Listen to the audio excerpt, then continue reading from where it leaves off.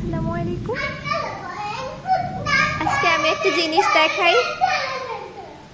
এই যে আমাদের বাসার এই গেটটা, এই গেট দিয়ে যদি আপনি বাইরে বের হয়ে দেখাই, এই যে, তো এই জায়গাটা আমার অনেক পছন্দ।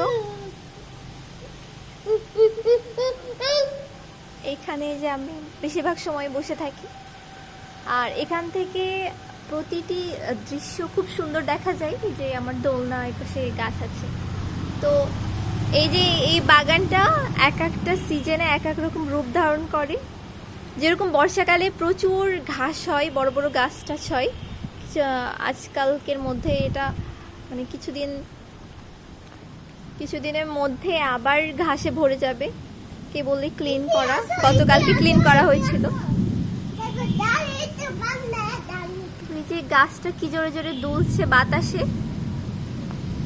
এখান থেকে বৃষ্টি, রোদ, ঝড় সবকিছু উপভোগ করা যায়। দ্যাটস ওয়াই এই জায়গাটা আমার অনেক পছন্দ। আর আমি বাচ্চাদের নিয়ে এখানে আড্ডা মারি, চা খাই, কফি বানাই। আসলে অনেক সুন্দর এই জায়গাটা। আর এখানে বর্তমানে যেই সিচুয়েশন এখন হচ্ছে, একটা বৃষ্টি আসার আগ মুহূর্ত, হালকা হালকা বৃষ্টিও পড়ছে।